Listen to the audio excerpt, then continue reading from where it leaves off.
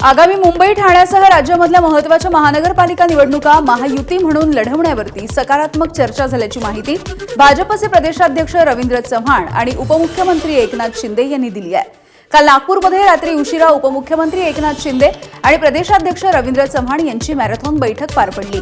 अन्य महानगरपालिकांसाठी स्थानिक समिती स्थापन करून महायुतीवरती चर्चा करणार असल्याचं चव्हाणांनी म्हटलंय। मात्र मुंबई ठाण्यासह महत्त्वाच्या महानगरपालिका एकत्रच लढण्याच्या संदर्भात वरिष्ठ नेते सकारात्मक असल्याची माहिती देखील त्यांनी दिली।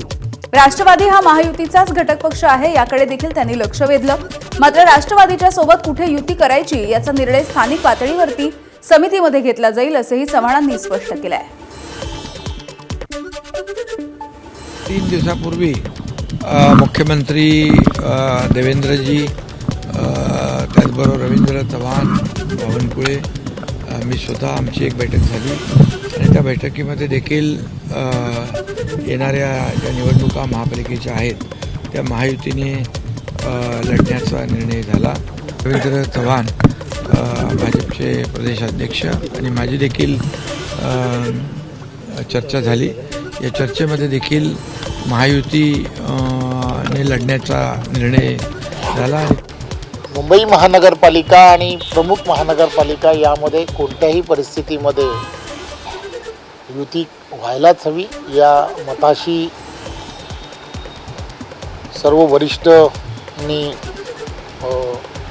ठामपणे सांगितलं आणि बाकीच्या सर्व ज्या महानगरपालिका ज्या आहेत, ज्या प्रमुख महानगरपालिका आहेत, या महानगरपालिकेमध्ये युतीचे असणारे त्या ठिकाणची काही कमिटी तयार करावी आणि त्या कमिटीमध्ये त्या ठिकाणी कशा पद्धतीने युतीचा फॉर्म्युला असला पाहिजे या संदर्भात त्या ठिकाणचे असणाऱ्या प्रत्येकाने तिथल्या असणाऱ्या कमिटीने चर्चा करावी असं चर्चा झाली। छत्रपती संभाजीनगरमध्ये शिवसेनेकडून युतीसाठी समिती स्थापन करण्यात आली आहे। संजय शिरसाट, संदीपान भुमरे, प्रदीप जयस्वाल आणि राजेंद्र जंजाळांची या समितीमध्ये नियुक्ती करण्यात आली। भाजपच्या सोबत चर्चा करून युतीचा फॉर्म्युला निश्चित करण्यासाठी ही समिती आता काम करणार आहे। छत्रपती संभाजीनगरमध्ये भाजपकडून युतीच्या संदर्भात चर्चा करण्यासाठी कमिटीची स्थापना करण्यात आली आहे। या समितीमध्ये मंत्री अतुल सावे, खासदार भागवत कराड, आमदार संजय केनेकर, शहराध्यक्ष किशोर शितोळे यांचा समावेश आहे। तर 15 तारखेच्या नंतर दोन्ही पक्षांमध्ये चर्चा होणार असल्याची माहिती मिळते। महापालिका निवडणुकांसाठी भाजप आणि शिवसेनेनं सावध भूमिका घेतली। महानगरपालिका निवडणुकीमध्ये झालेले मतभेद आणि मनभेद दूर करण्याचा प्रयत्न दोन्ही पक्षांकडून करण्यात येतोय। नगरपालिका निवडणुकांमध्ये स्थानिक पातळीवरती अंतर्गत गटबाजी आणि संघटनात्मक स्पर्धा दोन्ही पक्षांमध्ये बघायला मिळाली। यावेळेला असे प्रकार टाळण्यासाठी दोन्ही पक्षाच्या वरिष्ठांकडून प्रयत्न केले जात आहेत। तर मुस्लिम भागामध्ये भाजपपेक्षा एकनाथ शिंदेंच्या शिवसेनेला पसंती मिळत असल्याचं दिसून येत आहे। भाजपच्या अंतर्गत सर्वेक्षणामधून ही बाब समोर आल्याची माहिती विश्वसनीय सूत्रांनी दिली। मुस्लिम बहुल भाग असलेल्या 18 वॉर्डांमध्ये भाजपनं सर्वे केला। यामध्ये शिंदेंच्या लाडकी बहीण योजनेचा प्रभाव असून या जागा शिंदे सेनेला दिल्या तर फायदा होऊ शकतो असं भाजपच्या अंतर्गत सर्वेमधून समोर आलंय। काय कुठल्या जागा देण्याचा घेण्याचा असा काही विषय नाही, परंतु मी एकच सांगतो, आम्ही योजना करताना कुठे भेदभाव केलेला नाही। सर्व समावेशक अशा योजना आम्ही केलेल्या आहेत आणि विकास करतानाही काही फरक केला नाही आणि लोकाभिमुख कल्याणकारी योजना, लाडकी बहीण योजना करताना देखील आम्ही कुठलाही भेदभाव केलेला नाही। मुंबईमध्ये नवाब मलिक यांच्यामुळे भाजप महायुतीमधून राष्ट्रवादीला दूर ठेवत असल्याचं बोललं जात आहे। मुंबई निवडणुकीचं नेतृत्व राष्ट्रवादीनं नवाब मलिक यांच्याकडे दिलंय। मात्र मलिकांच्या नियुक्तीला भाजपनं मात्र कडाडून विरोध केला। तर मलिकांच्या ऐवजी दुसऱ्याकडे नेतृत्व दिलं तर भाजपचा आक्षेप नसल्याचं देखील सूत्रांनी सांगितलं। मुंबईमध्ये राष्ट्रवादीचं नेतृत्व नवाब मलिक यांच्याकडे असेल तर अमान्य आहे अशी भूमिका भाजपचे मुंबई अध्यक्ष अमित साटम यांनी मांडली आहे। मलिकांवरती गंभीर असे आरोप असल्यामुळे त्यांचं नेतृत्व अमान्य आहे, दुसरं कुणाकडेही नेतृत्व द्यावं असं साटम यांनी म्हटलं। आमची भूमिका ठाम आहे।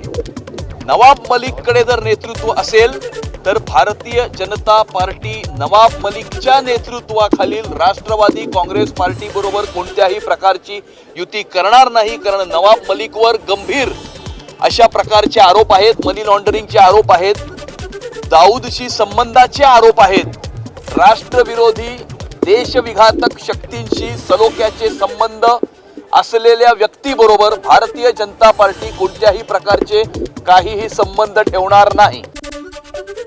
तर अमित साटम यांनी मांडलेल्या भूमिकेवरती अजित पवार आणि सुनील तटकरे हे निर्णय घेतील अशी प्रतिक्रिया संजय बनसोडे यांनी दिली आहे. याबाबतीत मी आत्ता सांगितलं तुम्हाला, राष्ट्रीय अध्यक्ष जर असं अमित साटम साहेब जर बोलले असतील, त्यांनी भूमिका मांडली असेल, तर याबाबत राष्ट्रीय अध्यक्ष माननीय अजितदादा पवार साहेब आणि आमचे प्रदेशाध्यक्ष सुनील तटकरे साहेब याच्यावरती तो निर्णय त्या ठिकाणी घेतील. नवाब मलिक हे युतीमध्ये चालतात, मात्र त्यांचं नेतृत्व हे निवडणुकांमध्ये मान्य भाजपला नाही. हे नेमकं भूमिका या संदर्भात तुमचं मत? तिथली मला कसलीही कुठलीही कल्पना त्या ठिकाणची नाही. जर तुम्ही युतीत मिठाचा खडा पडेल? नाही, अजिबात नाही पडणार, कारण वरिष्ठ नेते याबाबतीचा निर्णय त्या ठिकाणी घेतील. दरम्यान यावरती नाना पटोले यांनी देखील प्रतिक्रिया दिली. भाजपला हैदराबादची प्यारे खान यांची बिर्याणी चालते, मात्र मुंबईचा नवाब मलिक चालत नाही असं म्हणत पटोलेंनी टीका केली आहे.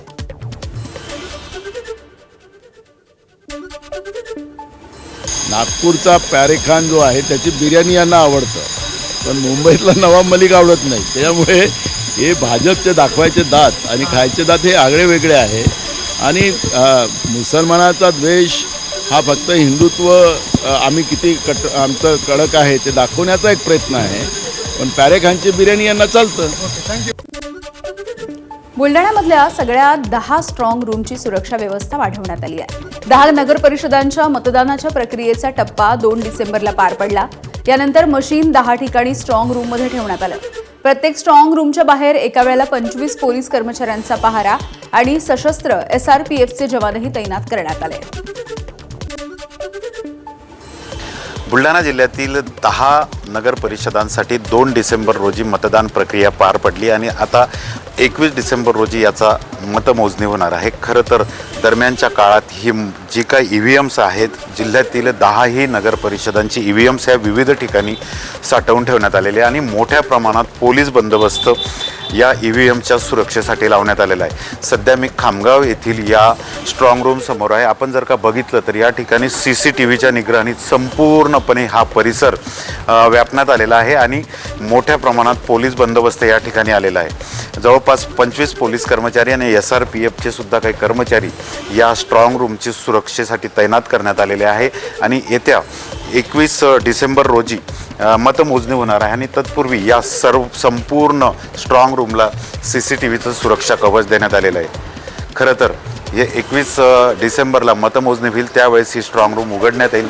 त्यासाठी मोठ्या प्रमाणात पोलिसांचा फौजफाटा या ठिकाणी तैनात करण्यात आलेला आहे. कॅमेरामन शांतारामसह डॉक्टर संजय महाजन, ABP माझा, खामगाव, बुलढाणा.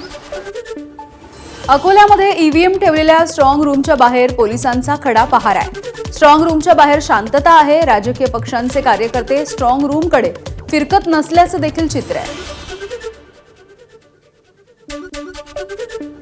राज्यात अनेक ठिकाणी EVM ठेवलेल्या स्ट्रॉंग रूम बाहेर कार्यकर्त्यांचा, नेत्यांचा खडा पहारा दिसतो. मात्र आपण अकोला जिल्ह्यातल्या या अकोटच्या स्ट्रॉंग रूम मध्ये जे शासकीय ITI आहे पोपटखेड रोडवर, तर तिथे त्या EVM ठेवलेल्या आहे. मात्र इथल्या नेत्यांचा, कार्यकर्त्यांचा आणि उमेदवारांचा पूर्ण विश्वास जो आहे तो पोलिसांवर आपल्याला दिसतो. कोणत्याही प्रकारचे कार्यकर्ते आपल्याला इथं दिसत नाहीत. एक राज्य राखीव पोलीस दलाची अमरावती तुकडी आहे आणि 20 पोलिसांची जी इथे शिफ्ट नुसार जी आहे ती ड्युटी इथे आहे आणि 21 तारखेला हा निकाल लागणार आहे. मात्र कोणत्याही पद्धतीनं महाराष्ट्रात इतर ठिकाणी ज्या पद्धतीने पोलिसांवर किंवा एकंदरीतच निवडणूक यंत्रणेवर अविश्वास जे कार्यकर्त्यांचा, उमेदवारांचा दिसतो, मात्र अकोटमध्ये असं कोणताही प्रकार नाही आहे.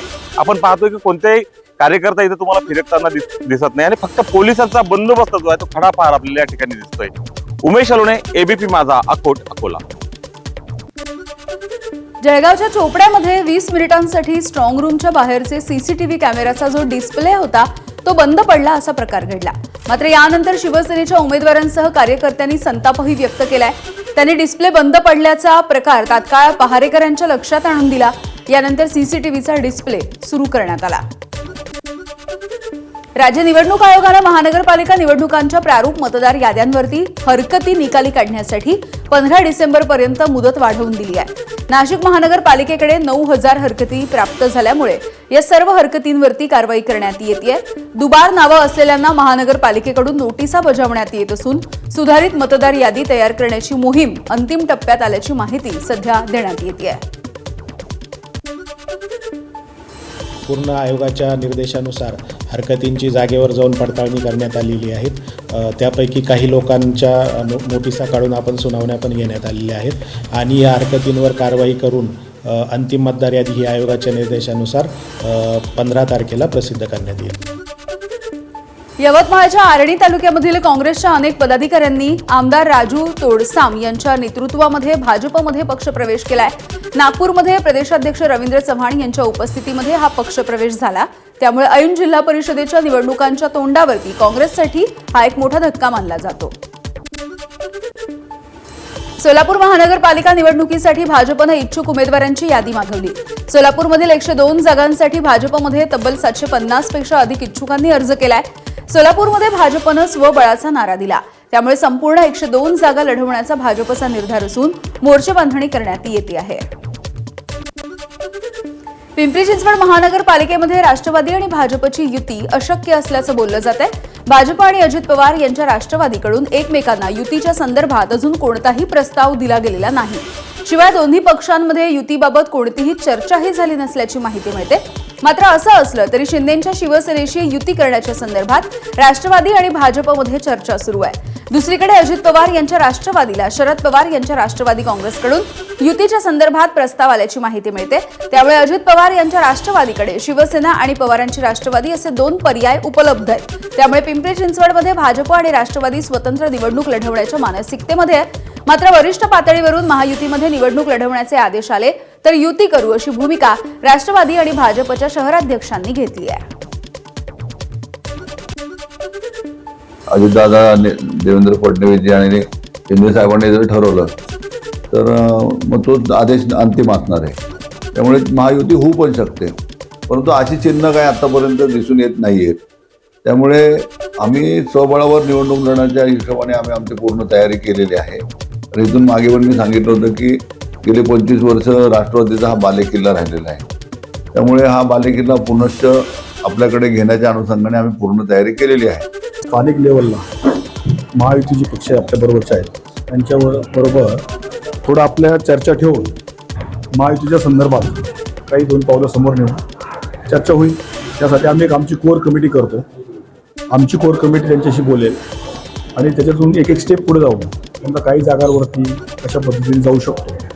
खरं तर हा निर्णय आमच्या कोर कमिटीवरती सोडला आहे आणि हा सगळा निर्णय होत असताना खरं तर प्रदेशात आम्ही सगळ्या गोष्टी पाठवणार. यातले किती जण माजी नगरसेवक असतील किंवा पदाधिकारी असतील त्यांनी आपल्याकडनं अर्ज घेतलेले? स्वतःहून काही जण घेऊन गेले पण अजून त्यांनी भरलेलं नाही आहे. पण एक साधारण 12 ते 15 जण आहेत त्याच्यामध्ये ते स्वतः फॉर्म घेऊन गेले आहेत. एकूण किती असतील महायुतीच्या घटक पक्षातले असं सांगता येत नाही, पण सगळे मिळून एक 35 ते 40 जण आहेत जे इतर पक्षातले आहेत. त्याच्यामधील जे मुख्य काही उमेदवार आहेत त्याच्यामध्ये 10 ते 12 जण आहेत. उत्तर प्रदेश, गुजरातसह 6 राज्यांमध्ये मतदार याद्यांच्या विशेष सखोल पुनर्निरीक्षणाच्या अंतिम मुदतीमध्ये वाढ देण्यात आली आहे. विविध राज्यांमध्ये प्राप्त झालेल्या अर्जांची संख्या आणि तांत्रिक प्रशासकीय कारणांचा विचार करून निर्णय घेऊ असा निवडणूक आयोगाचा विचार आहे.